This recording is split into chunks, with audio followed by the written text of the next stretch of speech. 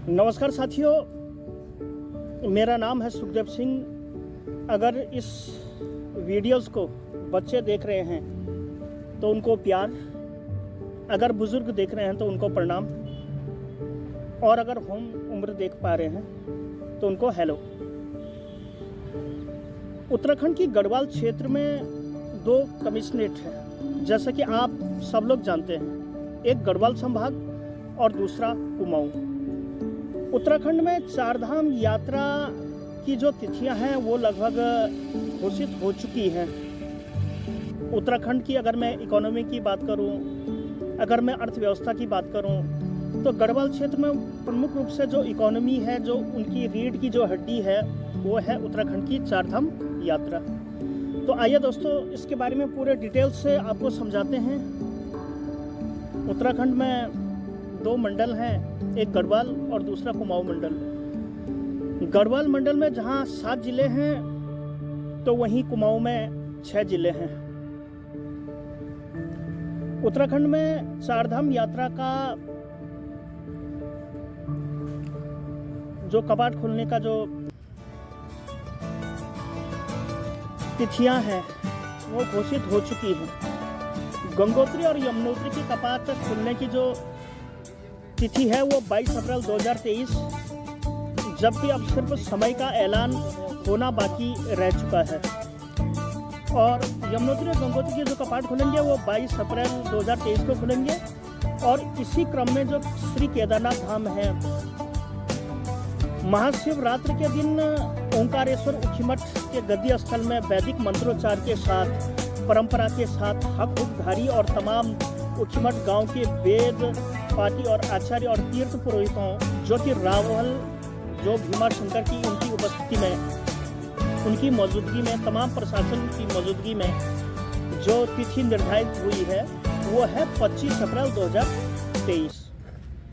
इसी क्रम में भू वैकुंठ धाम, श्री बद्रीनाथ धाम के जो कपाट हैं उनकी जो तिथि है वो तो पहले ही घोषित हो चुकी है। 4 धामों की कपाट खुलने की जो तिथियों का जो तीर्थाटन है, जो उद्घाटन है, उनको पहले ही आप सभी लोग जानते हैं। 4 धामों की कपाट खुलने की लगभग अब तैयारियां धीरे धीरे करके शुरू हो चुकी हैं। गढ़वाल मंडल में जो हमारा हरिद्वार है, नई टिहरी है, उत्तरकाशी है, देहरादून है, पौड़ी गढ़वाल है, रुद्रप्रयाग और जो हमारे जो चमोली डिस्ट्रिक्ट है, यहाँ पे टूरिस्ट लोग काफी आते हैं। इसके अलावा भी उत्तराखंड में नैनीताल और नई टिहरी और उत्तरकाशी, हरसिल, हेलम आदि जगह काफी टूरिस्ट आते हैं। अगर सीजन शुरू होता है तो मुझे लग रहा है कि ये 15 मार्च के ही बाद शुरू होता है, क्योंकि उस समय बच्चों की छुट्टियां पड़ जाती हैं। विंटर सीजन इस बार, जैसे कि आप जानते हो, विंटर सीजन अच्छा नहीं गया और स्थानीय व्यापारी हो गए, स्थानीय लोग हो गए, वो चाह रहे हैं, वो उम्मीदें लगाए बैठे हैं कि इस बार जो उत्तराखंड की पावन और पुनीत 4 धाम की जो यात्रा है वो इस समय अच्छी चलेगी। अगर शुरुआत में बारिश ना होती हो,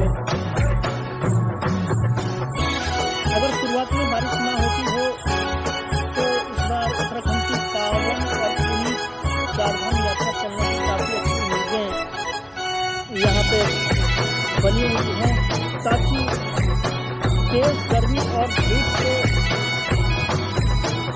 बचने के लिए पूरे उत्तर भारत ही नहीं बल्कि समूचा हिंदुस्तान उत्तराखंड में उस समय अपनी मौजूदगी से वहाँ के पर्यटन पे 4 चांद लगा देता है। अगर आप लोग भी तैयारियां पूरी कर चुके हैं तो आप टिकट करवा लीजिएगा। एयरपोर्ट पे जाके ticket booking, online ticket, railway के टिकट आप बुकिंग करा सकते हैं। और हाँ, स्पेशल मैं बात दोस्तों आप लोगों के लिए कहना चाहता हूँ, अगर आप उत्तराखंड आना चाहते हैं तो आज 25 अप्रैल से ऑनलाइन रजिस्ट्रेशन शुरू हो चुका है। आप पहले रजिस्ट्रेशन करवाइए, फिर आप उत्तराखंड की पावन और पुनीत 4 धामों का तीर्थाटन का आनंद आप ले सकते हैं।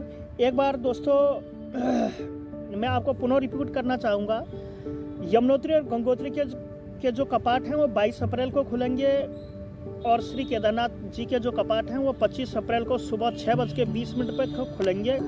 जो अपने 11वें ज्योतिर्लिंग हैं, जो पंच केदारों में से एक प्रमुख केदार हैं।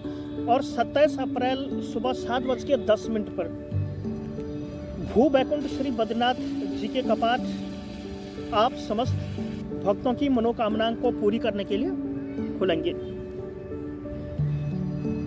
4 धामों में जो सबसे मुश्किल जो यात्रा होती है वो श्री केदारनाथ जी की मानी जाती है। अगर मैं सोनप्रयाग से बात करूं तो सोनप्रयाग से श्री केदारनाथ धाम की जो दूरी है वो 21 किलोमीटर के लगभग है, और वहीं गौरीकुंड से केदारनाथ जी की जो दूरी है वो 16 किलोमीटर की है। लेकिन असली मुसीबत रामबाड़ा के बाद आती है, क्योंकि काफ़ी ऊंची चढ़ाई है, सांस फूलती है तीर्थयात्रियों की। देश और दुनिया के जो भी श्रद्धालुगण वहाँ पे जाते हैं, और पिछले साल भी मैं गया था तो मैंने देखा कि काफ़ी जोर और शोर से लोगों में आस्था का सैलाब, उत्तराखंड आस्था का महापर्व के रूप में जो है यहाँ पे उभर के सामने आया है। इस बार 21 अप्रैल को श्री केदारनाथ के बारे में जहाँ तक विश्वस्त सूत्रों से हमें प्राप्त हुआ है, 21 अप्रैल को जो डोली, जो विग्रह चल डोली है उसकी चलने की जानकारी कुछ इस प्रकार से है। 21 अप्रैल को ऊखीमठ से गुप्तकाशी, जो कि लगभग 10 किलोमीटर की दूरी है, वहाँ चलेगी। जो ये यात्रा होती है काफ़ी अच्छा लगता है, काफ़ी सुकून देने वाला होता है। और अगर आप भी यात्रा में शामिल होना चाहते हैं श्री केदारनाथ धाम के, तो आप 21 अप्रैल को ऊखीमठ आइएगा। और 21 अप्रैल को ऊखीमठ से श्री केदारनाथ धाम की जो पहला पड़ाव होगा वो गुप्तकाशी में होगा। और इसी क्रम में 22 अप्रैल को गुप्तकाशी से फाटा, 23 अप्रैल को फाटा से गौरीकुंड, और 24 अप्रैल को गौरीकुंड से श्री केदारनाथ धाम चलेगा। और 25 अप्रैल को श्री केदारनाथ धाम में यात्रा का शुभारंभ 11वें ज्योतिर्लिंग के कपाट उद्घाटन के समय पे हो जाएगा। लगभग 5-6 दिन की ये यात्रा होने वाली है। कुछ दोस्त और कुछ होटल और कुछ व्यवसायियों के नंबर भी मैं डिस्क्रिप्शन में दे रहा हूँ, जिनकी जानकारियाँ जैसे कि वेदर हो गया, आपका बुकिंग हो गया, और उनकी जो जानकारियाँ हैं ताकि आप लोग उनसे जानकारियाँ साझा कर सकें। पैदल केदारधाम की जो यात्रा है वो 21 अप्रैल से ऊखीमठ से चल विग्रह, जो पंचमुखी जो डोली होती है, आपने प्रायः देखा ही होगा कि इसमें जो पंचमुखी जो हमारी विग्रह डोली होती है, जिसके शॉर्ट्स बनाए जाते हैं, वीडियोस बनाए जाते हैं, ये 21 अप्रैल से ओंकारेश्वर मंदिर से शुरू होगी। 4 धाम यात्रा से जुड़ी हुई तमाम जानकारियाँ, सबसे सटीक जानकारियाँ आपको रूरल टेल्स चैनल पे मिल जाएंगी, जो कि संदीप गोसाई जी का चैनल है। आप उनके चैनल को भी सब्सक्राइब कीजिएगा, और साथ ही मेरे चैनल हेलो गढ़वाल पे भी अपना प्यार बनाए रखें। चाहे वेदर की स्थितियाँ हो, चाहे मौसम की और बारिश की हो, इस संबंध में भी प्राय मैं काफ़ी वीडियो आप लोगों दे चुका हूँ। गुप्तकाशी से आगे सड़क तो प्राय बहुत खराब है, और जैसे कि समावेश लोग जानते हैं केदारनाथ में स्थितियाँ काफ़ी अच्छी नहीं हैं। श्री बद्रीनाथ धाम की जो यात्रा है इस बार हल्की सी मुसीबत में जरूर पड़ेगी, क्योंकि यात्रा को कंट्रोल करने की उत्तराखंड सरकार की जरूर कोशिश रहेगी, क्योंकि श्री बद्रीनाथ जाने का एकमात्र हाईवे जो कि जोशीमठ से ही होकर गुजरता है, और जोशीमठ की स्थितियाँ आप सभी लोगों को भली भांति परिचित हैं कि उनके घरों में दरारें आ गई हैं, और उनकी जो स्थिति है प्रशासन जरूर अंकुश लगाएगा। पूरे जोरों और शोरों से श्री केदारनाथ, श्री बद्रीनाथ, यमुनोत्री, गंगोत्री के साथ ही पूरे उत्तराखंड में एक बार आस्था का जो सैलाब है, जो आस्था का महापर्व है, वो एक बार अप्रैल के द्वितीय सप्ताह में शुरू होने वाला है। साथ ही अगर आप यहाँ पे आना चाहते हो तो अभी से तैयारियाँ कर लीजिएगा, जैसे कि टिकट्स हो गए, रेलवे के टिकट हो गया। इस बार मुझे लग रहा है कि पिछले 3 सालों से हेली का किराया नहीं बढ़ा है और इस समय जो है हो सकता है कि हेली का किराया थोड़ा बहुत इजाफा उनमें ज़रूर होगा। हेली का रेंट 2022 में तो नहीं बढ़ा, 2019 में बढ़ा होगा। और इस बार अगर आप भीड़ भाड़ से बचना चाहते हैं तो आप शुरू में ही इन धामों के दर्शन कर लीजिएगा।